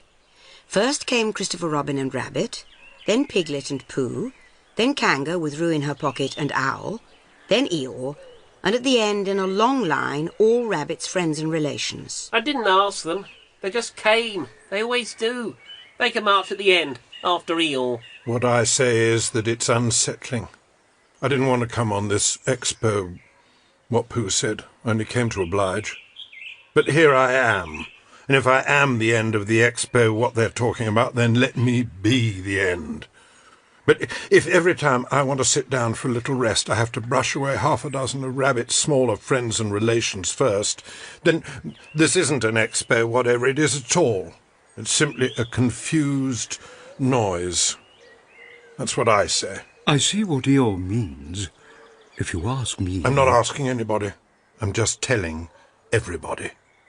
We can look for the North Pole, or we can play Here We Go Gathering Nuts and May with the end part of an ant's nest. It's all the same to me. Come on! Come on! Come on! We're starting. I must go and join Christopher Robin. All right, we're going. Only don't blame me. So off they all went to discover the pole. And as they walked, they chatted to each other of this and that, all except Pooh, who was making up a song. This is the first verse, Piglet. First verse of what? My song. What song? This one. Which one? Well, if you listen, Piglet, you'll hear it. How do you know I'm not listening? They all went off to discover the pole. Owl and Piglet and Rabbit and all. It's a thing you discover, as I've been told, by Owl and Piglet and Rabbit and all. Eeyore, Christopher Robin and Pooh and Rabbit's relations all went too. And where the pole was, none of them knew. Sing hey for Owl and Rabbit and all. Hush, Pooh. We're just coming to a dangerous place. Hush, Piglet. Hush, Kanga. Hush, Owl. Hush, hush, hush, hush. Hush, Eeyore. Hush! And after Eeyore said hush to all Rabbit's friends and relations, they hastily said hush to each other all down the line until it got to the last one of all. And the last and smallest friend and relation was so upset to find that the whole expedition was saying hush to him that he buried himself head downwards in a crack in the ground and stayed there for 2 days until the danger was over, and then went home in a great hurry and lived quietly with his aunt ever afterwards. His name was Alexander Beetle. They had come to a stream which twisted and tumbled between high rocky banks, and Christopher Robin saw at once how dangerous it was. It's just the place for an ambush. What sort of bush, Piglet? A gorse bush? My dear Pooh, don't you know what an ambush is? Owl, Pooh's whisper was a perfectly private whisper, and there's no need An to... ambush is a sort of surprise. So is a gorse bush sometimes. An ambush as I was about to explain to Pooh, is a sort of surprise. If people jump out at you suddenly, that's an ambush. It's an ambush, Pooh, when people jump out at you suddenly. A gorse bush had sprung at me suddenly one day when I fell off a tree, and it took me 6 days to get all the prickles out of myself. We are not talking about gorse bushes. I am. They were climbing very cautiously up the stream now, going from rock to rock. And after they had gone a little way, they came to a place where the banks widened out at each side, so that on each side of the water there was a level strip of grass on which they could sit down and rest. Halt, everybody! I think we ought to eat our provisions now, so that we shan't have so much to carry. Eat all our what? All that we brought. That's a good idea. Have you all got something? All except me, as usual. I suppose none of you is sitting on a thistle by any chance? Oh, I believe I am. Oh! Yes, I was. I thought so. Thank you, Pooh. If you've quite finished with it. It doesn't do them any good, you know, sitting on them. Takes all the life out of them. Remember that another time, all of you. Little consideration, little thought for others makes all the difference. I had to sprint. Yes, of course. Up the stream. I didn't want the others to hear. Quite so. I wondered. It's only... Rabbit, I suppose you don't know. What does the North Pole look like? Well, now you're asking me. I did know once. I've sort of forgotten. It's a funny thing, but I've sort of forgotten too. Although I did know once. I suppose it's just a pole stuck in the ground. Well, sure to be a pole because of calling it a pole. And if it's a pole, well, I should think it would be sticking in the ground, shouldn't you? Because there'd be nowhere else to stick it. Yes, that's what I thought. The only thing is, where is it sticking? That is what we're looking for. They returned to the others. Piglet was lying on his back, sleeping peacefully. Roo was washing his paws and face in the stream, while Kanga explained to everybody. This is the first time he's ever washed his face himself. Owl was telling Kanga an interesting anecdote full of long words like encyclopedia and rhododendron, to which Kanga wasn't listening. I don't hold with all this washing, this modern behind-the-ears nonsense. What do you think, Pooh? Well, I think... Roo's fallen in! So much for washing. Quickly, Rabbit, we must rescue him. Look at me swimming! Are you all right, Roo, dear? Yes! Look at me swimming! Everybody was doing something to help. Piglet, wide awake suddenly, was jumping up and down and making... Oh, I see. noises. Owl was explaining that... In a case of sudden and temporary immersion, the important thing is to keep the head above water. Kanga was jumping along the bank, saying, Are you sure you're all right, Roo, dear? to which Roo, from whatever pool he was in at the moment, was answering, Look at me swimming! Eeyore had turned round and hung his tail over the first pool into which Roo fell, and with his back to the accident, was grumbling quietly to himself and saying, All this washing. But catch on to my tail, little Roo, and you'll be all right. and Christopher Robin and Rabbit came hurrying past Eeyore and were calling out to the others in front of them. All right, Roo, I'm coming. Get something across the street lower down, some of you fellows! But Pooh was getting something. 2 pools below Roo, he was standing with a long pole in his paws, and Kanga came up and took one end of it, and between them they held it across the lower part of the pool, and Roo, still bubbling, Look at me swimming! drifted up against it and climbed out. Did you see me swimming? Pooh, did you see me swimming? That's called swimming, what I was doing. Rabbit, did you see what I was doing? Swimming. Christopher Robin, did you see? Pooh, where did you find that pole? I just found it. I thought it ought to be useful. I just picked it up. Pooh, the expedition is over. You found the North Pole. Oh. Eeyore was sitting with his tail in the water when they all got back to him. Tell Roo to be quick, somebody. My tail's getting cold. I don't want to mention it, but I just mention it. I don't want to complain, but there it is. My tail's cold. Here I am. Oh, there you are. Did you see me swimming? Oh, yes. My tail. It still works, Eeyore. What was it in the water for? As I expected. Lost all feeling. Numbed it. That's what it's done, numbed it. Well, as long as nobody minds, I suppose it's all right. Poor old Eeyore. I'll dry it for you. Oh, thank you. Christopher Robin, you are the only one who seems to understand about tales. They don't think. That's what's the matter with some of these others. They've no imagination. A tale isn't a tale to them. It's just a little bit extra at the back. Never mind, Eel. Is that better? It's feeling more like a tale, perhaps. It belongs again, if you know what I mean. Hello, Eel. Look what I've got. Hello, Pooh. Thank you for asking, but I shall be able to use it again in a day or two. Use what? What we are talking about. I wasn't talking about anything. My mistake again. I thought you were saying how sorry you were about my tale being all numb, and could you do anything to help? No, that wasn't me. Perhaps it was someone else. Well, thank him for me when you see him. Pooh's found the North Pole. Isn't that lovely? Is that it? Yes. Is that what we were looking for? Yes. Oh. Well, anyhow, it didn't rain. They stuck the pole in the ground and Christopher Robin tied a message on it. North Pole discovered by Pooh. Pooh found it. Then they all went home again. And I think, but I'm not quite sure, that Roo had a hot bath and went straight to bed. But Pooh went back to his own house, and feeling very proud of what he had done, had a little something to revive himself.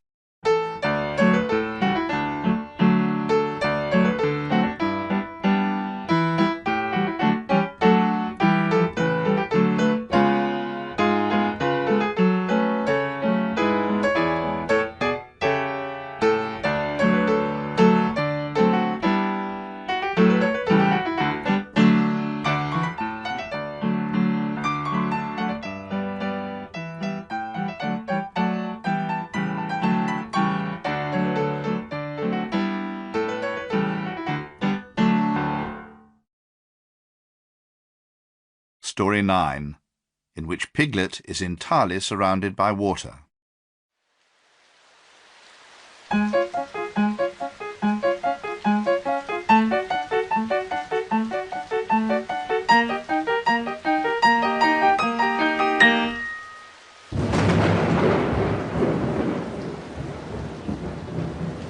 It rained and it rained and it rained.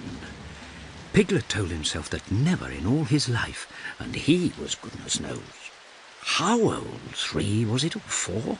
Never had he seen so much rain. Days and days and days. Piglet looked out of his window at the rain. If only I had been in Pooh's house, or Christopher Robin's house, or Rabbit's house when it began to rain. Then I should have had company all this time, instead of being here all alone, with nothing to do except wonder when it will stop. If I had been in Pooh's house, I would have been able to say, "Did you ever see such rain, Pooh?" And Pooh would have said, Isn't it awful, Piglet? and I would have said, "I wonder how it is over Christopher Robin's way." And Pooh would have said, I should think poor old Rabbit is about flooded out by this time. It would have been jolly to have talked like this, and really, it wasn't much good having anything exciting like floods if you couldn't share them with somebody. And it was exciting. The little dry ditches had become streams, the streams had become rivers, and the river had sprawled out of its own bed and taken up so much room everywhere that Piglet was beginning to wonder whether it would be coming into his bed soon. It's a little anxious to be a very small animal entirely surrounded by water. Christopher Robin and Pooh can escape by climbing trees, and Kanga can escape by jumping, and Rabbit can escape by burrowing, and Owl can escape by flying, and Eeyore can escape by making a loud noise until rescued. And here am I, surrounded by water, and I can't do anything. It went on raining, and every day the water got a little higher, until now it was nearly up to Piglet's window, and still he hadn't done anything. There's Pooh. Pooh hasn't much brain, but he never comes to any harm. He does silly things, and they turn out right. There's Owl. Owl hasn't exactly got brain, but he knows things. He would know the right thing to do when surrounded by water. This rabbit, he hasn't learnt in books, but he can always think of a clever plan. This Kanga, she isn't clever, Kanga isn't, but she would be so anxious about Roo that she would do a good thing to do without thinking about it. And there's Eeyore, and Eeyore is so miserable anyhow that he wouldn't mind much about this. But I wonder what Christopher Robin would do. I know what Christopher Robin would do. He told me a story once about a man on a desert island who had written something in a bottle and thrown it into the sea. If I write something in a bottle and throw it into the water, perhaps someone will come and rescue me. He left the window and searched the house, all of it that wasn't under water, and at last he found a pencil and a small piece of dry paper and a bottle, and he wrote on one side of the paper, "Help, Piglet," brackets, me. And on the other side, "It's me, Piglet. Help, help." Then he put the paper in the bottle, and he leant out of the window as far as he could lean without falling in, and he threw the bottle as far as he could throw. And in a little while, it bobbed up again on the water, and he watched it floating slowly away in the distance, until his eyes ached with looking. And sometimes he thought it was the bottle, and sometimes he thought it was just a ripple on the water which he was following. And then suddenly he knew that he would never see it again, and that he had done all that he could do to save himself. So now somebody else will have to do something, and I hope they will do it soon, because if they don't, I shall have to swim, which I can't. So I hope they do it soon. Oh, I wish Pooh were here. It's so much more friendly with two.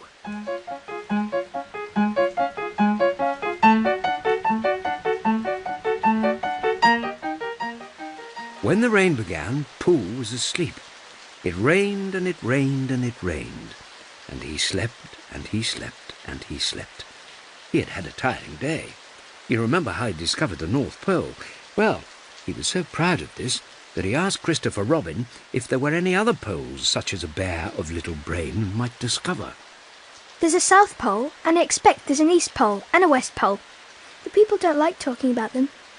Christopher Robin, do you think we could have an expedition to discover the East Pole? But Christopher Robin had thought of something else to do with Kanga, so Pooh went out to discover the East Pole by himself. Whether he discovered it or not, I forget, but he was so tired when he got home that, in the very middle of his supper, after he'd been eating for a little more than half an hour, he fell asleep in his chair and slept and slept and slept. Then suddenly he was dreaming. He was at the East Pole, and it was a very cold pole with the coldest sort of snow and ice all over it. He had found a beehive to sleep in, but there wasn't room for his legs, so he had left them outside. And wild woozles, such as inhabit the East Pole, came and nibbled all the fur off his legs to make nests for their young. And the more they nibbled, the colder his legs got, until suddenly he woke up with a Ow! And there he was, sitting in a chair with his feet in the water, and the water all around him. He splashed to the door and looked out. This is serious. I must have an escape. So he took his largest pot of honey and escaped with it to a broad branch of his tree, well above the water. And then he climbed down again and escaped with another pot. And when the whole escape was finished, there was Pooh sitting on his branch, dangling his legs, and there beside him were 10 pots of honey. 2 days later, there was Pooh sitting on his branch, dangling his legs, and there beside him were 4 pots of honey. 3 days later, there was Pooh sitting on his branch, dangling his legs, and there beside him was 1 pot of honey. 4 days later, there was Pooh... And it was on the morning of the 4th day that Piglet's bottle came floating past him, and with one loud cry of Honey! Pooh plunged into the water, seized the bottle, and struggled back to his tree again.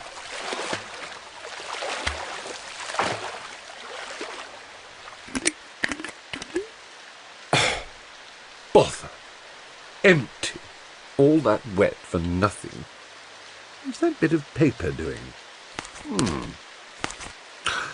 It's a message, that's what it is, and that letter is a P, and so is that, and so is that, and P means Pooh, so it's a very important message to me, and I can't read it. I must find Christopher Robin or Owl or Piglet, one of those clever readers who can read things, and they will tell me what this message means. I can't swim. Bother. Then he had an idea. And I think that for a bear of very little brain it was a good idea. He said to himself, If a bottle can float, then a jar can float, and if a jar floats, I can sit on the top of it, if it's a very big jar. So he fetched his biggest jar and corked it up. All boats have to have a name, so I shall call mine the Floating Bear. And with these words, he dropped his boat into the water and jumped in after it. For a little while, Pooh and the floating bear were uncertain as to which of them were meant to be on top. But after trying 1 or 2 different positions, they settled down with the floating bear underneath and Pooh triumphantly astride it, paddling vigorously with his feet.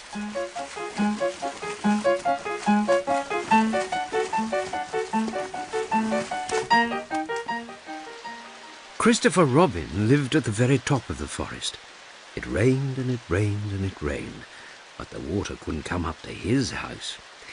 It was rather jolly to look down into the valleys and see the water all around him, but it rained so hard that he stayed indoors most of the time and thought about things. Every morning he went outside with his umbrella and put a stick in the place where the water came up to. And every next morning he went out and couldn't see his stick any more, so he put another stick in the place where the water came up to, and then he walked home again. And each morning he had a shorter way to walk than he had had the morning before. On the morning of the 5th day, he saw the water all around him, and knew that for the first time in his life he was on a real island, which was very exciting. It was on this morning that Owl came flying over the water to say, "How do you do, Christopher Robin?" I say, Owl, isn't this fun? I'm on an island. The atmospheric conditions have been very unfavourable lately. The what? It has been raining. Yes, it has. The flood level has reached an unprecedented height. The who? There's a lot of water about. Yes, there is. However, the prospects are rapidly becoming more favourable. At any moment... Have you seen Pooh? No. At any moment... I hope he's all right. I've been wondering about him. I expect Piglet's with him. Do you think they're all right, Owl? I expect so. You see, at any moment... Do go and see Owl, because Pooh hasn't got very much brain, and he might do something silly, and I do love him so, Owl. Do you see Owl? That's all right. I'll go. Back directly. In a little while he was back again. Pooh isn't there. Not there? He's been there. He's been sitting on a branch of his tree outside his house with 9 pots of honey, but he isn't there now. Oh, Pooh, where are you? Here I am. Pooh! Oh, Pooh, how did you get here? On my boat. I had a very important message sent me in a bottle, and owing to having got some water in my eyes, I couldn't read it, so I brought it to you. On my boat. Here is the message. But this is from Piglet. Is there anything about Pooh in it? On this side it says, "Help Piglet," brackets me. And on this side it says, "It's me, Piglet, help, help." Oh, are those P's Piglets? I thought they were Poohs. We must rescue him at once. I thought he was with you, Pooh. Owl, could you rescue him on your back? Ooh, I don't think so. It is doubtful if the necessary dorsal muscles... Then would you fly to him at once and say that rescue is coming, and Pooh and I will think of a rescue and come as quick as ever we can. Oh, don't talk, Owl. Go on, quick. Now then, Pooh, where's your boat? This way. I ought to say, Christopher Robin, that it isn't just an ordinary sort of boat. Sometimes it's a boat, and sometimes it's more of an accident. It all depends. Depends on what? On whether I'm on the top of it or underneath it. Oh, well. Where is it? There it is. I call it the Floating Bear. Well, Pooh, it's not what I expected, but what a brave and clever bear you are. Tish. But it's too small for both of us. 3 of us with Piglet. That makes it smaller still. Oh, Pooh Bear, what shall we do? And then this bear, Pooh Bear, Winnie-the-Pooh, FOP, Friend of Piglet, RC, Rabbit's Companion, PD, Pole Discoverer, EC and TF, Eeyore's Companion and Tail Finder. in fact, Pooh himself said something so clever that Christopher Robin could only look at him with mouth open and eyes staring, wondering if this was really the bear of very little brain whom he had known and loved for so long. We might go in your umbrella. Pooh? We might go in your umbrella. Pooh? We might go in your umbrella. Pooh! Suddenly Christopher Robin saw that they might. He opened his umbrella and put it point downwards in the water. It floated but wobbled. Pooh got in. He was just beginning to say that it was all right now when he found that it wasn't. So after a short drink, which he didn't really want, he waded back to Christopher Robin. Then they both got in together, and it wobbled no longer. I shall call this boat the Brain of Pooh. Oh, I see. The Brain of Pooh set sail forthwith in a southwesterly direction, revolving gracefully. You can imagine Piglet's joy when at last the ship came in sight of him. In after years, he liked to think he had been in very great danger during the terrible flood. But the only danger he'd really been in was the last half hour of his imprisonment, when Owl, who had just flown up, sat on a branch of his tree to comfort him, and told him a very long story about an aunt who had once laid a seagull's egg by mistake. And the story went on and on, rather like this sentence, until Piglet, who was listening out of his window without much hope, went to sleep quietly and naturally, slipping slowly out of the window until he was only hanging on by his toes, at which moment, luckily, a sudden loud squawk from Owl, which was really part of the story, being what his aunt said, woke the Piglet up and just gave him time to jerk himself back into safety and say, Oh, how interesting. And did she? Well, you can imagine his joy when at last he saw the good ship Brain of Pooh, Captain C. Robin, First Mate P. Bear, coming over the sea to rescue him. And as that is really the end of the story, and I am very tired after that last sentence, I think I shall stop there.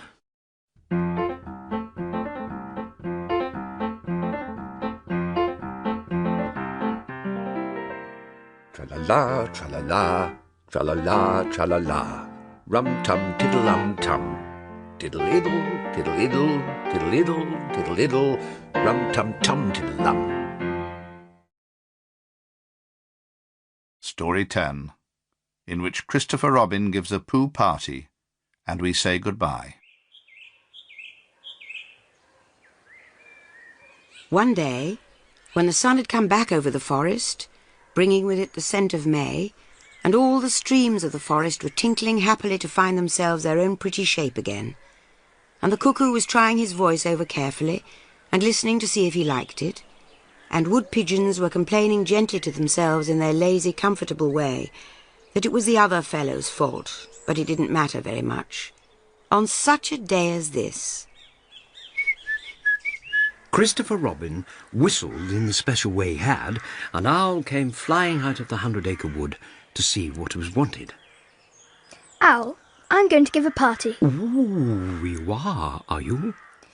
And it's to be a special sort of party. Because of what Pooh did when he did what he did to save Piglet from the flood. Oh, that's what it's for, is it? Yes. So will you tell Pooh as quickly as you can, and the others, because it will be tomorrow. Oh, it will it? So will you go and tell them, Owl? Owl tried to think of something very wise to say, but couldn't. So he flew off to tell the others. Pooh! Christopher Robin is giving a party. Oh. Will there be those little cake things with pink sugar icing? Ooh. Owl felt it was rather beneath him to talk about little cake things with pink sugar icing, so he told Pooh exactly what Christopher Robin had said. A party? For me? How grand! I wonder if all the other animals will know that it's a special Pooh party, and if Christopher Robin has told them about the floating bear and the brain of Winnie-the-Pooh and all the wonderful ships I've invented and sailed on, because it would be awful if everybody's forgotten about it and nobody knows what the party is for. And the more he thought like this, the more the party got muddled in his mind, like a dream when nothing goes right.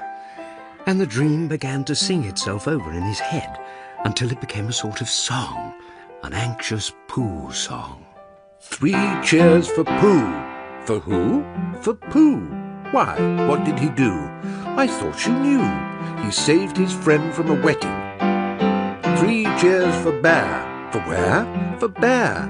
He couldn't swim, but he rescued him. He rescued who? Oh, listen, do. I'm talking of Pooh. Of who? Of Pooh. I'm sorry. I keep forgetting. Well, Pooh was a bear of enormous brain. Just say it again. Of enormous brain. Of enormous what? Well, he ate a lot. And I don't know if he could swim or not. But he managed to float on a sort of boat. On a sort of what? Well, a sort of pot.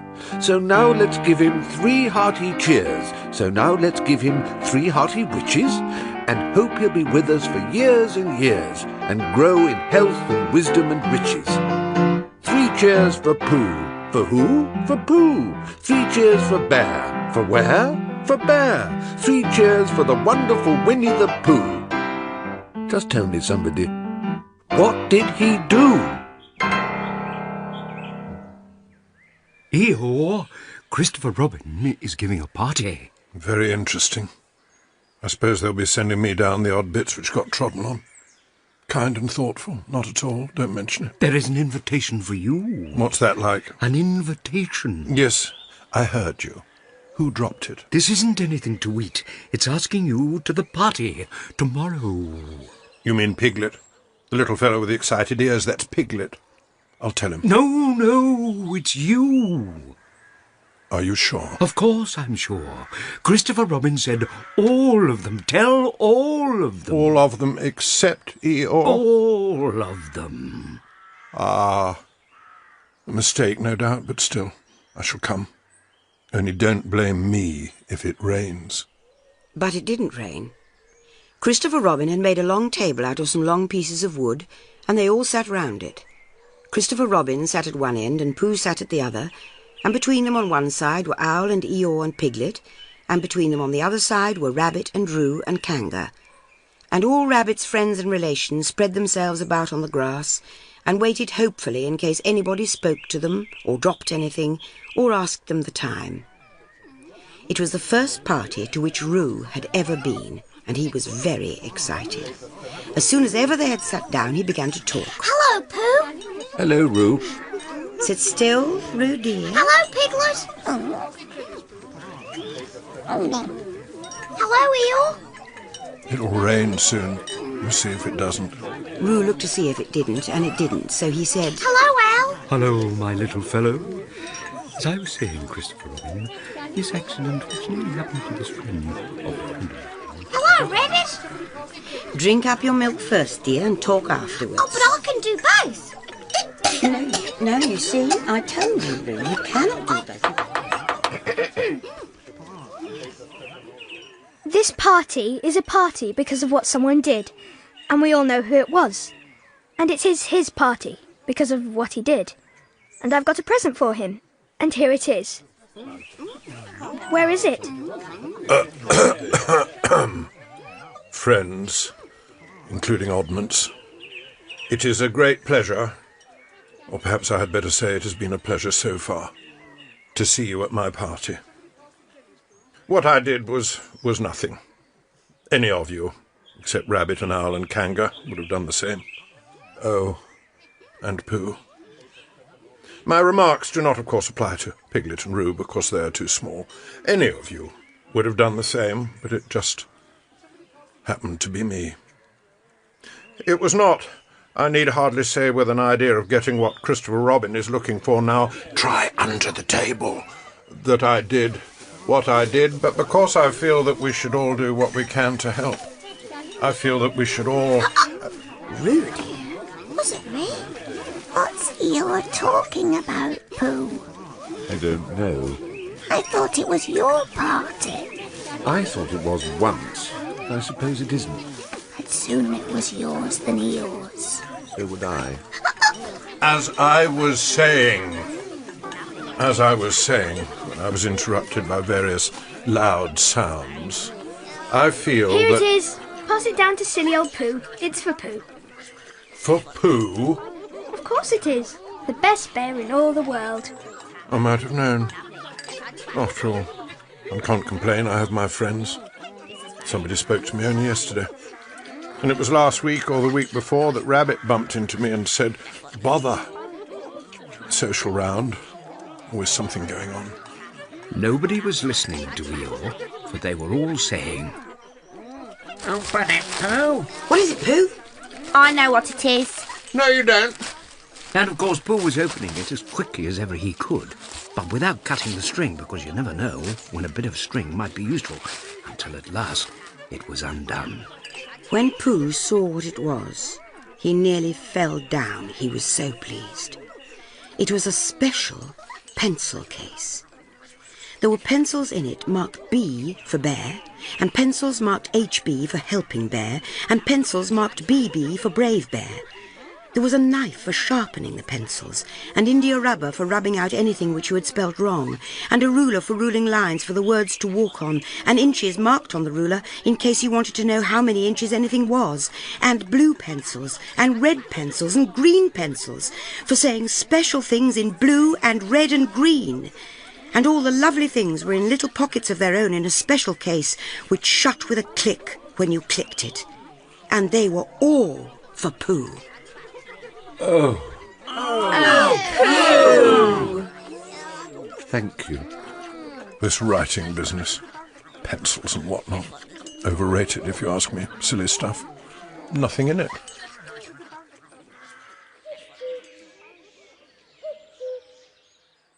Later on, when they had all said goodbye and thank you to Christopher Robin, Pooh and Piglet walked home thoughtfully together in the golden evening, and for a long time they were silent.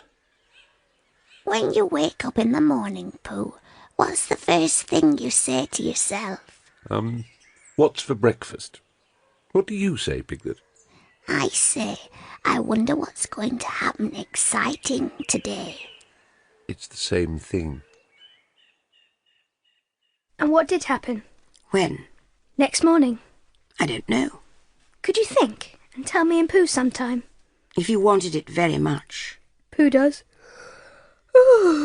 He picked his bear up by the leg and walked off to the door, trailing Winnie-the-Pooh behind him. At the door he turned and said, Coming to see me have my bath? I might. Was Pooh's pencil case any better than mine? It was just the same. He nodded and went out. And in a moment I heard Winnie-the-Pooh bump, bump, bump, going up the stairs behind him.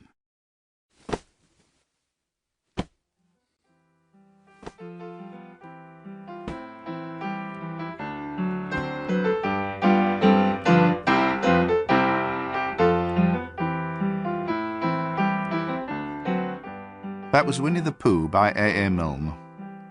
Stephen Fry played Winnie-the-Pooh, Stephen Webb was Christopher Robin, Eeyore and a Heffalump were played by Geoffrey Palmer, and Piglet by Jane Horrocks. Robert Dawes played Rabbit, Dame Judi Dench was narrator and Kanga, Michael Williams narrator and Owl, while Finty Williams played Roo and Alexander Beetle. The music was composed and played by John Gould. David Harris was the recording engineer. Winnie-the-Pooh, a Hodder Headline audiobook, was dramatised and directed by David Benedictus. 3 cheers for Pooh. For who? For Pooh. 3 cheers for Bear. For where? For Bear. 3 cheers for the wonderful Winnie-the-Pooh. Just tell me, somebody, what did he do?